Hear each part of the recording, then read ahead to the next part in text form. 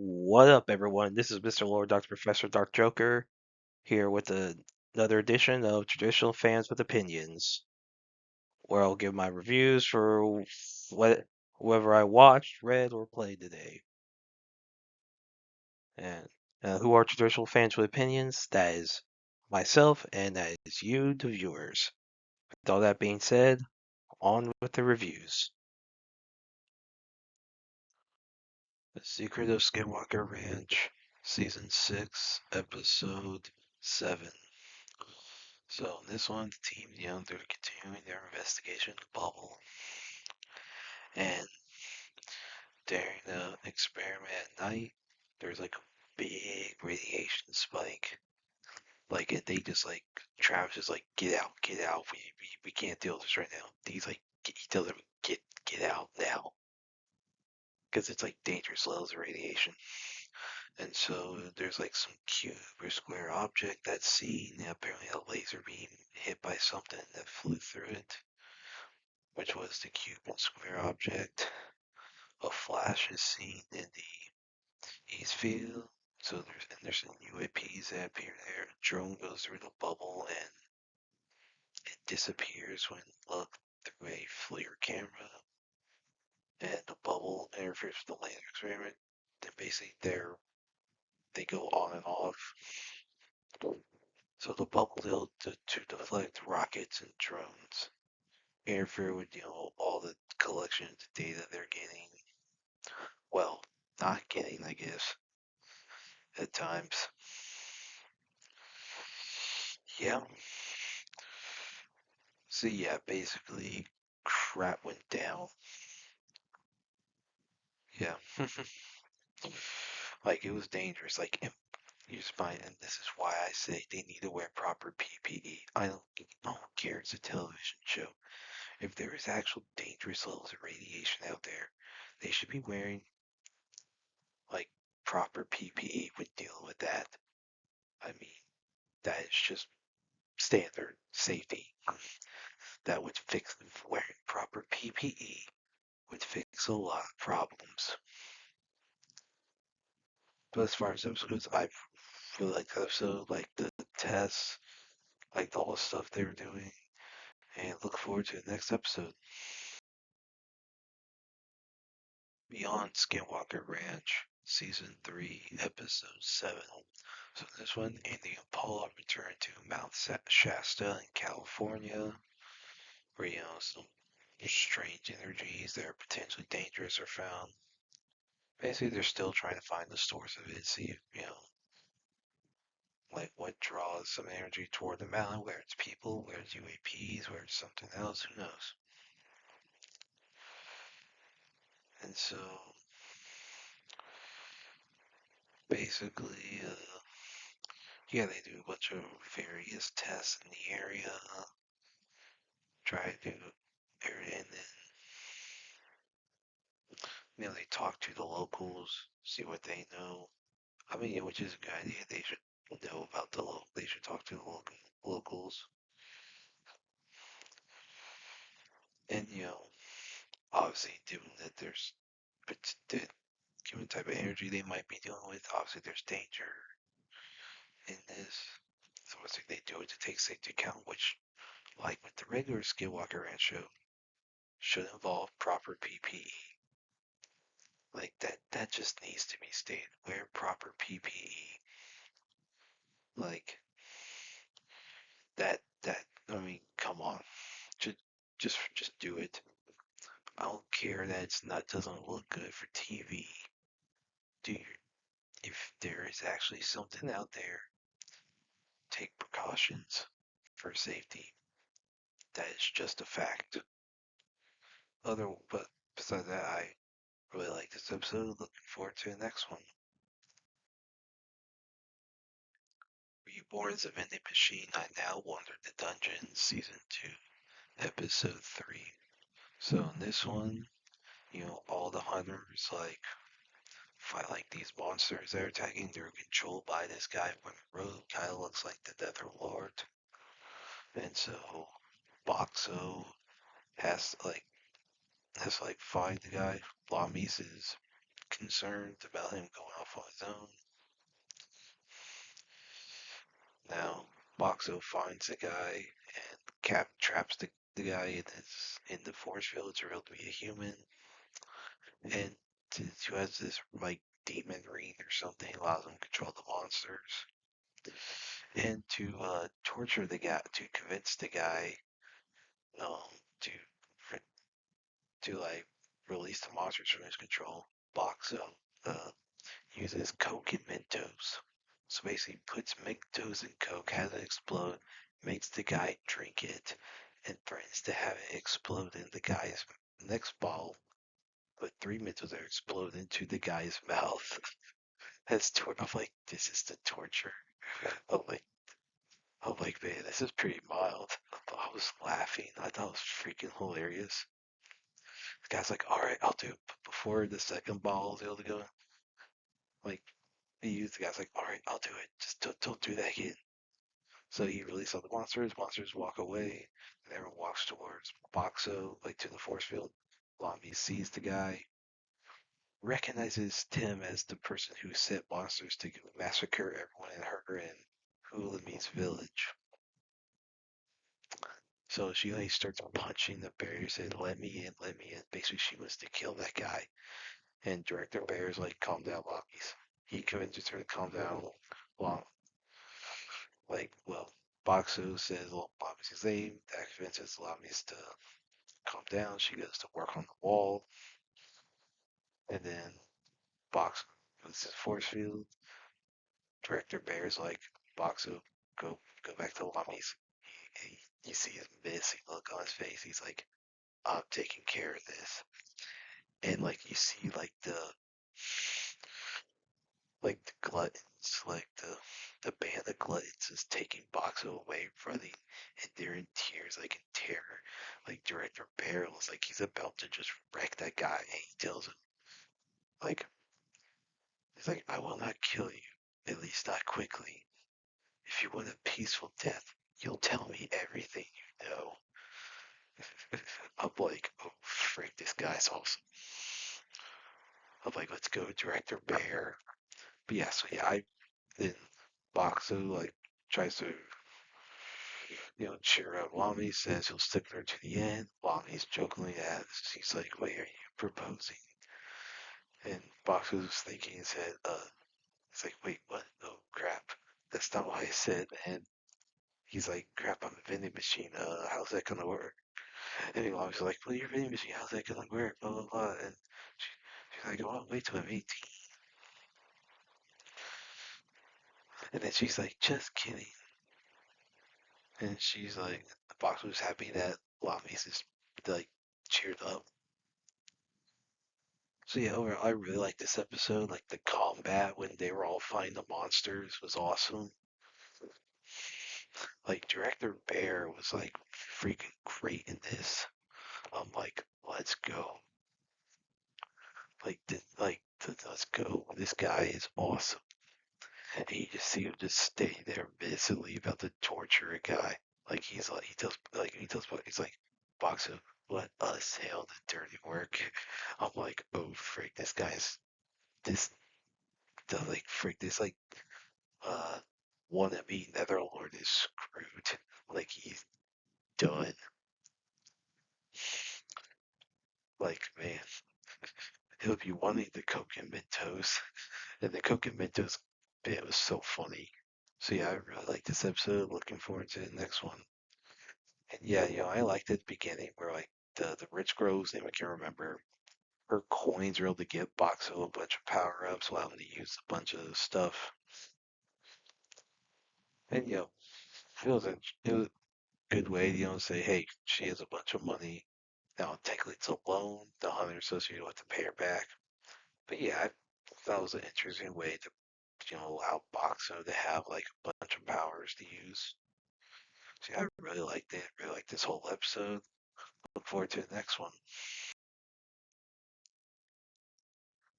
Levitus episode 3. So in this one, Alicia like awakens after jumping off like a bridge, like a cliff, or whatever, and basically blood form of Clevatess tells her that, once he finds her not useful, he won't bring her back, or she's too far gone. And basically, she'll be dead for good. And so he helps restore her, and she just starts killing a bunch of the bandits. What else is going on? Well, you know, Nell, is kind of happy about being asked to join Clint, and she mentions it to Carmi, one of the other female slaves, and that's what the background's like. And Carmi tells Nell to not think that and she's mad that she's unable to she's like don't do. Then Broco, the leader of the bandits, overhears it, learns about Lynn's presence, and brings Nell to help. And Clint confronts. Clint learns from Kari about where Nell's at, who leads Nell to a dark tunnel where Betty's at, and for Broco to feed Nell to the troll. And Nell regrets turning down Clint's offer, and Clint like shows up when Betty is afraid of Clint, probably sensing who he is, and basically spits out Nell. So Clint moves Nell and Luna away, and basically Brocco needs mind control to make Betty attack Clint. So yeah, I really like this episode. It's very brutal, like the violence. I mean, it's dark fantasy. It's expected. But yeah, I really like this episode. Just all the violence. All that was like, freak yes, this is what we wanted, dark fantasy. So yeah, I really like this episode. Looking forward to the next one. New Saga episode 3. So Kyle tells the talking sword named Sidonia, that yeah, his group skipped all the labyrinth challenges and just dug a hole. And when Kyle pulls up the sword, Sidonia sees his memories of the future and agrees to let him use her. So basically, with the treasure from the labyrinth, like Kyle's able to buy like good equipment for everyone. And so Kyle learns from Sidonia that when he accidentally time traveled, he created an alternate timeline, and he could change theoretically probably any way he wants. It's possible and most likely that Kyle fused with the so the future Kyle and present day Kyle merged into one, and with some forbidden fusing spell that cannot be named. The spell that cannot be named. And so basically, the fusion, it made him very bad, like doubled his strength. And now this also means there are two divine hearts. And turns out it's a full moon, so Urza at late at night tells Kyle to do like the application contract for him to not use her true name. And so like they do the contract, make the vow that he won't use her name, reveal her real name to anyone, use it for evil. Kyle seals it by kissing her. Now Ursa's pissed off because that's only meant for elvish marriages. Kyle thought that was something they had to do regardless. That was just a way to seal it. So it's a very misunderstood. So Ursa uses fire magic to burn him. Yeah, and then Kyle basically his ideas then go to Archon. Basically, he said that Sidonia has prophetic abilities, and so while they're visiting the future queen, Melina, is visiting. Kyle tells Sidonia that Melina is going to be killed by a Hydra in 2 days. And basically, the leads in his future, the lead suspect, and there's various theories about what might happen. So there's that Melina's half brother, Karina's, uh, killed, had Melina killed. Before I guess in his future, in Kyle's future, like Karina's became king and was basically useless.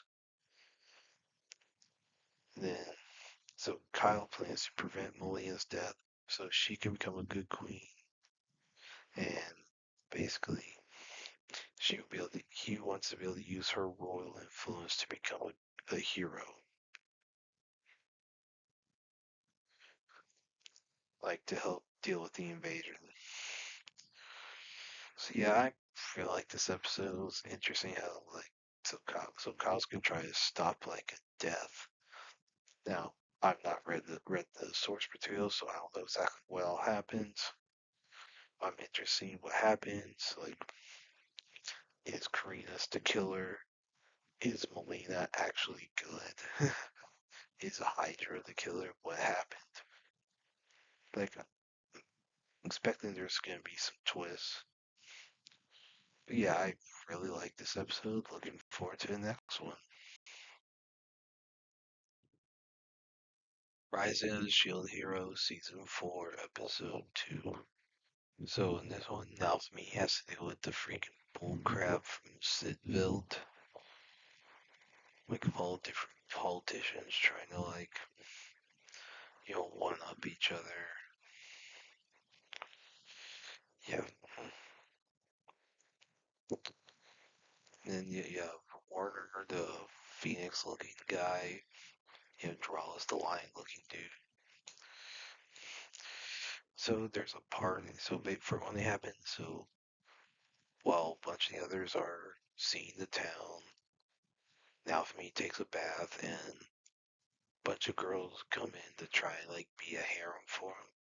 Warner sent them. I guess it's a custom to do that with all the heroes. Naofumi's like, I just want a bath.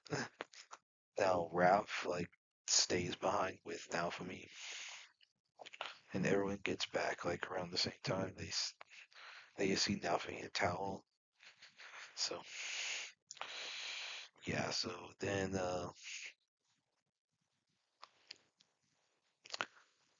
there's a party, and so Drawless offers his services to Naofumi, but then so Atla and Full, they're approached by one of their former servants, or who says that Drawless could be responsible for their father's death. And so what? And so basically, what happens is over the next few days, Naofumi just plays along, but what he's really want to do is prepare to basically move on from Siltville, deal with Quinto and all that. So then there's a alleged poisoning. There's a point where everyone gets poisoned. I don't know with what, but the antidote's there pretty quickly. And basically now for me at the meeting after that, it's like, hey, someone tried to poison me. What the heck happened? Now Tail implied that he basically poisoned himself. Yeah. So everyone's arguing about who should have a say in things and all that. Then Atla is I am done with this. Then Delphine's like, what the heck are you doing? Was shocked, wonder what she was doing. Now I don't know how much oh man, that's funny. So I don't know what happened. So I guess Atla went off script. So yeah, overall I really like this episode. The animation looked a little weird at times, but overall I like this episode. Looking forward to the next one. Hell Teacher Nube 2025, episodes 3 and 4.